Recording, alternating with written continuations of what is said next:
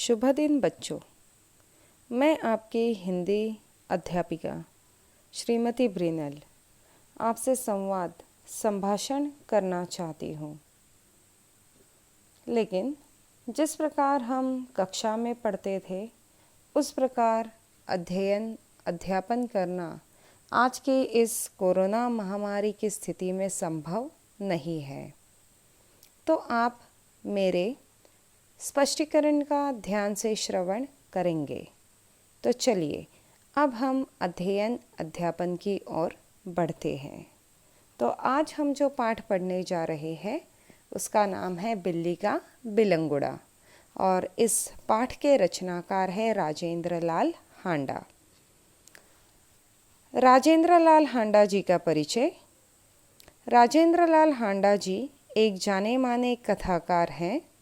आपकी रचनाएं पत्र पत्रिकाओं में सतत प्रकाशित होती रहती है। समसामयिक विषयों पर आपकी रचनाएं सामाजिक समस्याओं को उद्घाटित करती है। समसामयिक यानी समकालीन, यानी उस समय समाज की जो समस्या है उस समस्या को उन्होंने अपना विषय बनाया और अपनी रचनाएं उन्होंने की।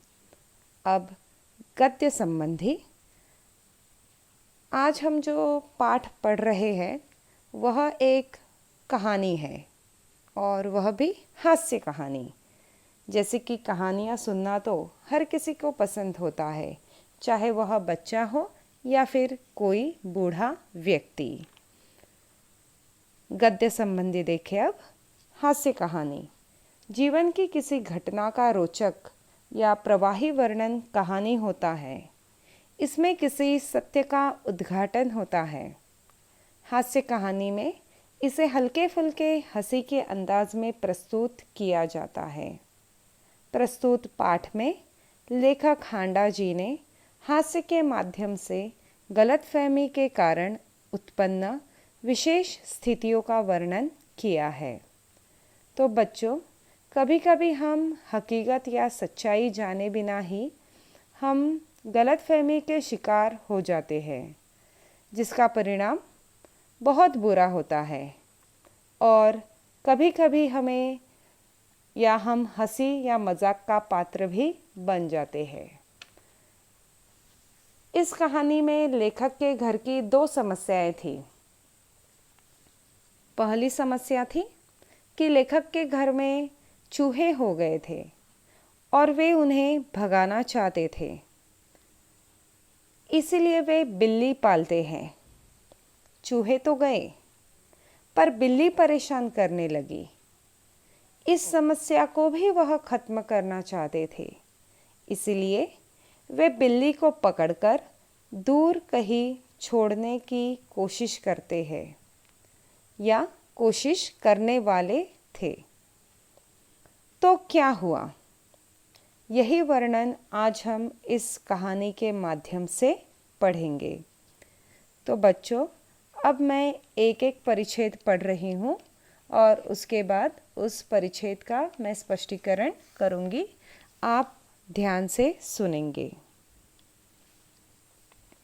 एक समय था जब घरों में बिल्ली का आना जाना बुरा समझा जाता था, परंतु आजकल की परिस्थिति के कारण पुरानी विचारधारा और परंपरा एकदम घपले में पड़ गई है। वही विचार ठीक समझा जाता है जिससे काम चले। पिछले दिनों हमारे घर में बहुत चूहे हो गए थे। उन्हें घर से निकालने के बहुतेरे प्रयत्न किए गए, पर हमारी एक न चली। आटे और अनाज के लिए लोहे के ढोल बनवाए गए। यह उपाय कुछ दिनों तक कारगर रहा, परंतु आंख बचाकर चूहे इन ढोलों में भी घुसने लगे। इस समस्या पर कई मित्रों से परामर्श किया गया। आखिर यह फैसला हुआ कि घर में एक बिल्ली पाली जाए। इस प्रस्ताव पर किसी को आपत्ति न थी। तो जैसे कि आपने अभी सुना कि एक समय था तब घर में बिल्ली का आना जाना बहुत बुरा समझा जाता था। बिल्ली यह जो जानवर है उसे अशुभ मानते हैं लोग। लेकिन आज की जो नई विचारधारा है, जो नई परंपरा है, उसके अनुसार जैसे बिल्ली को लोग घर में पालते हैं और इस कारण पुरानी रीति रिवाज, परंपराएं, विचारधारा ये सारी घपले में पड़ गई है। घपला मतलब इस शब्द का अर्थ है गड़बड़, और वही विचार ठीक समझा जाता है जिससे काम चले।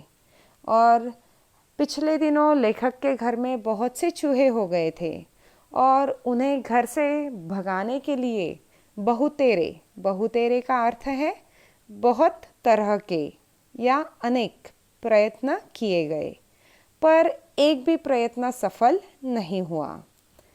आटा और अनाज को रखने के लिए अब लेखक ने लोहे के ढोल बनवाए। लोहा आप जानते हैं, और ढोल यानी डिब्बे, बड़े बड़े डिब्बे बनवाए गए। और यह जो उपाय था लोहे के डिब्बे बनाने का, यह उपाय कुछ दिनों तक कारगर रहा। कारगर यानी उपयोगी या प्रभावी रहा।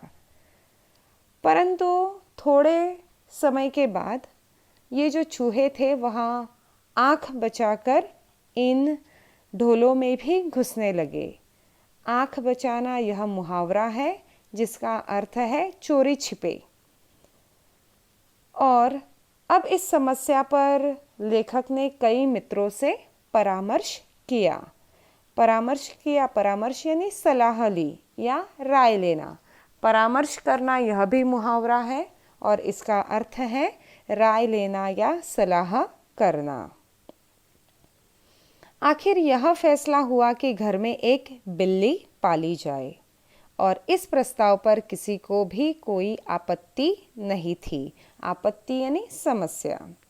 तो बच्चों, जैसे कि पुरानी विचारधारा और परंपरा के अनुसार बिल्ली जब रास्ता काटती थी तो लोग उसे अशुभ मानते थे, और आज के इस युग, विज्ञान का युग है यह, और इस वैज्ञानिक युग में जो पुरानी विचारधाराएं और परंपराएं जो है वह खत्म होती नजर आ रही है। लोग बिल्ली को घर में पालते हैं, अर्थात जिस वस्तु या चीज़ से हमारा काम चले उसे अब ठीक समझा जाता है। इस कहानी में भी अभी हमने देखा कि चूहों को भगाने के लिए घर में बिल्ली लाने का निर्णय लिया जाता है, और इस विचार पर घर के किसी भी सदस्य को कोई भी आपत्ति नहीं है। अब दूसरा परिच्छेद। चुनांचे एक बिल्ली लाई गई। उसकी खूब खातिर होने लगी। कभी बच्चे दूध पिलाते, कभी रोटी देते। उसने विधिपूर्वक चूहों का सफाया शुरू कर दिया। देखते ही देखते चूहे घर से गायब हो गए। सब लोग बड़े खुश हुए। बिल्ली प्रायः सब लोगों की थाली से जूठन ही खाती, इसलिए हमें इसका कोई खर्च भी नहीं पड़ा। 2 महीने बाद वह समय आ गया जब हम चूहों को तो भूल गए, लेकिन बिल्ली से तंग आ गए। हमने सोचा चूहे तो खाली अनाज ही खाते थे, कम से कम परेशान तो नहीं करते थे। यह बिल्ली खाने में भी कम नहीं और हमें तंग भी करती रहती है। उसके प्रति हमारा व्यवहार बदल गया। तो अब चुनांचे शब्द का अर्थ है इसलिए, और यानी चूहों को भगाने के लिए बिल्ली लाई गई। अब बिल्ली लाने के बाद उसकी बहुत खातिरदारी होने लगी। कभी बच्चे उसे दूध पिलाते तो कोई उसे रोटी देता खाने के लिए, और बिल्ली ने भी अपना काम शुरू किया, यानी चूहों को घर से भगाने का काम उसने शुरू किया। इस कारण घर के सारे लोग बिल्ली से बहुत खुश थे। और दूसरा कारण यह था बिल्ली से खुश होने का कि बिल्ली पर ज़्यादा पैसे खर्च नहीं हो रहे थे, क्योंकि बिल्ली को खाने के लिए कोई स्पेशल ऐसा कोई भोजन नहीं बनता था, बल्कि घर के सदस्यों के थाली में जो भी खाना बच जाता था, यानी जूठन यानी बचा हुआ खाना, वह बिल्ली खा लेती थी। और इस कारण सारे लोग बहुत बिल्ली से खुश थे। और एक समय आ गया कि घर के सारे चूहों को बिल्ली ने भगा डाला। और 2 महीने बाद यह समय आ गया कि लेखक के परिवार के सभी सदस्य चूहों को भूल गए, लेकिन अब वे सब बिल्ली से तंग आ गए थे। तंग आ जाना यह भी मुहावरा है, इसका अर्थ है परेशान हो जाना। तो परिवार के लोग सोचने लगे कि चूहे तो खाली सिर्फ अनाज ही खाते थे, वो तो परेशान नहीं करते थे किसी को, लेकिन बिल्ली ने सब लोगों को परेशान करना शुरू कर दिया था। और इस कारण सभी लोग उससे तंग आ गए थे। और फिर धीरे धीरे बिल्ली के प्रति घर के लोगों का जो व्यवहार था वह बदल गया।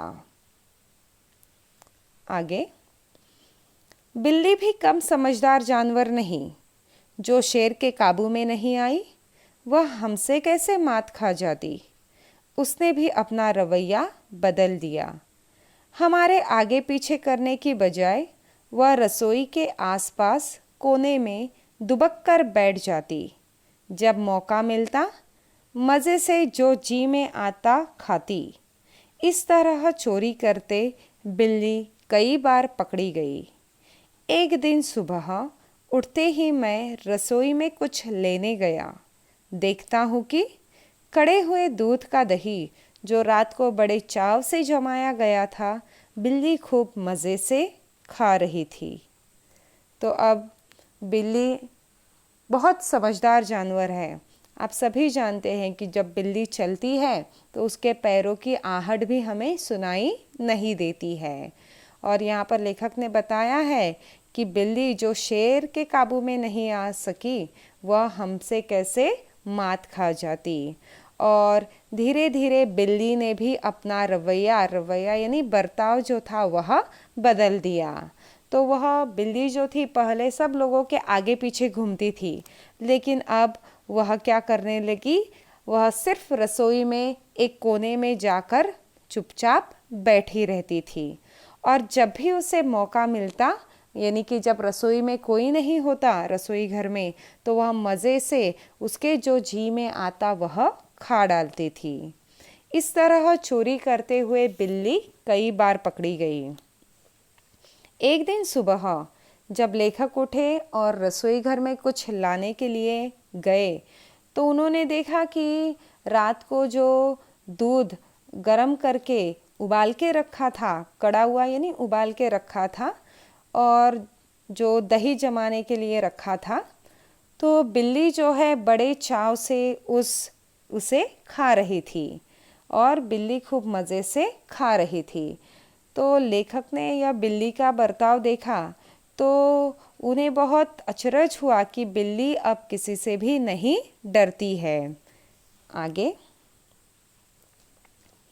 अब चिंता हुई कि बिल्ली से कैसे पीछा छुड़ाया जाए। मेरा नौकर बहुत होशियार है। रात को काम खत्म करके जाने से पहले उसने एक खाली बोरी के अंदर 2 रोटियां डाल दी और चुपके से एक तरफ खड़ा होकर बिल्ली का इंतज़ार करने लगा। बिल्ली आई, वह एकदम रोटियों पर झपटी। नौकर ने तुरंत बोरी का एक सिरा पकड़कर उसे ऊपर से बंद कर दिया।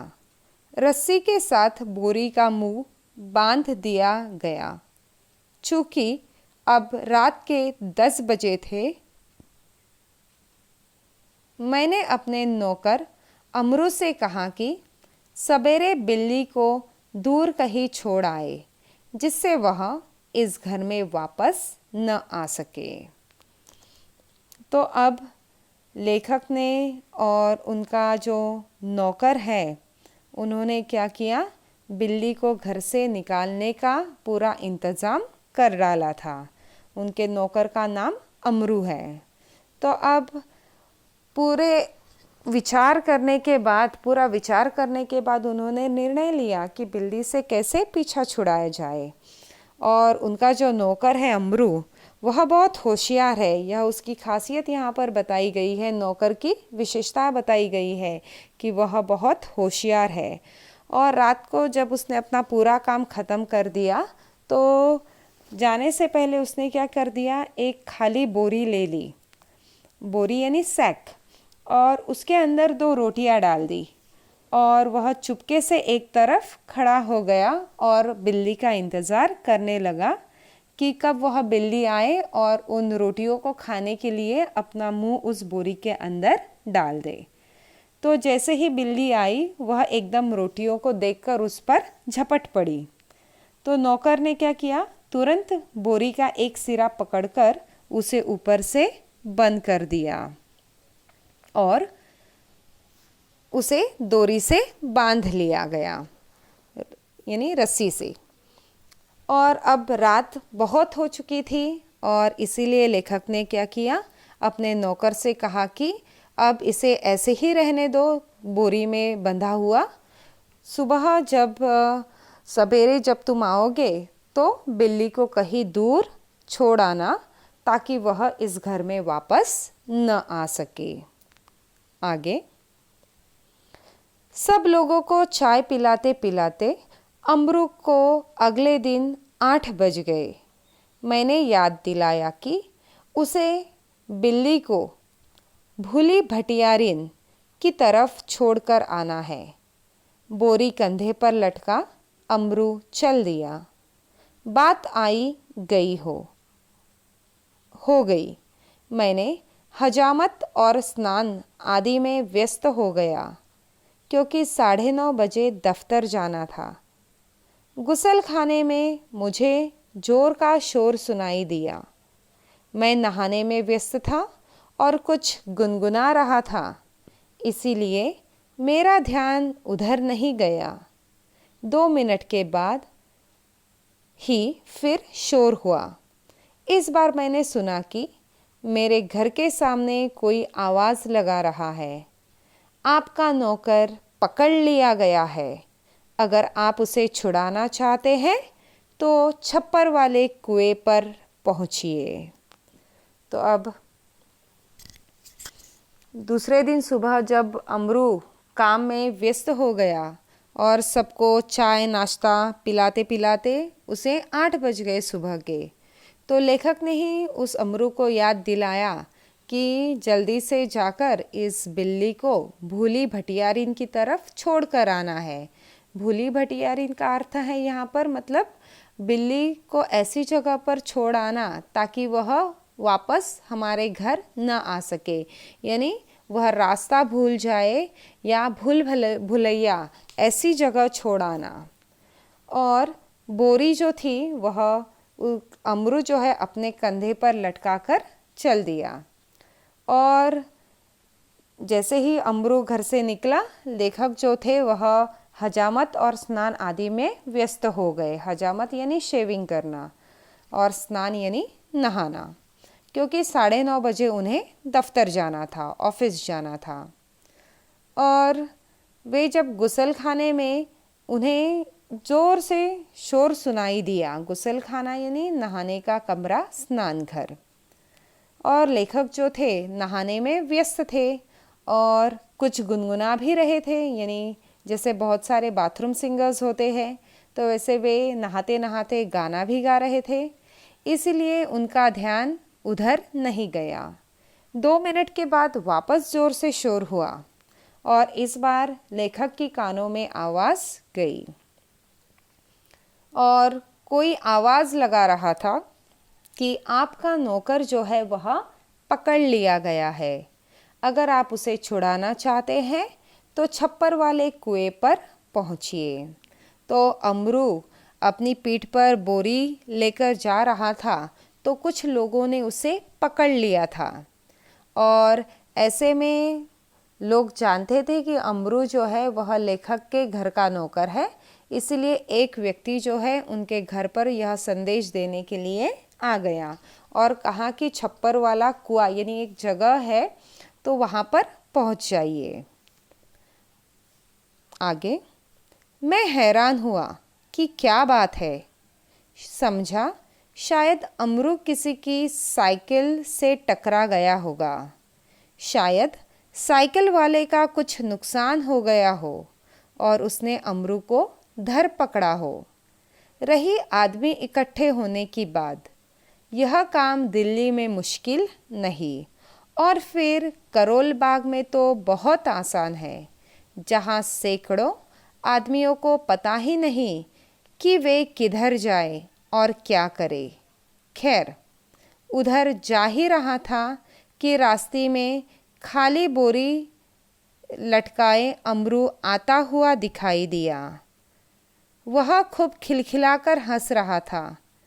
उसे डांटते हुए मैंने पूछा, अरे क्या बात हुई?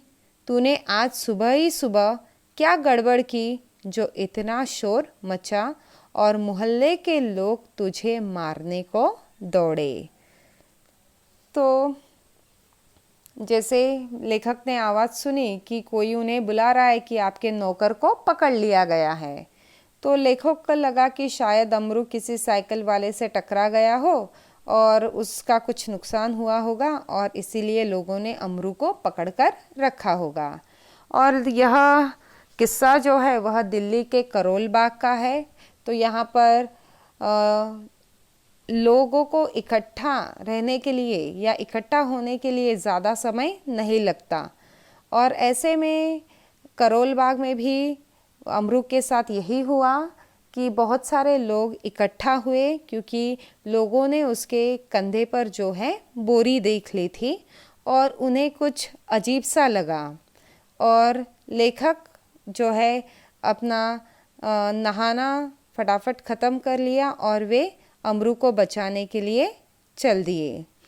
और रास्ते में ही खाली बोरी लटकाए अमरू आता हुआ उन्हें दिखाई दिया, और अमरू जो है बहुत हंसता हुआ आ रहा था।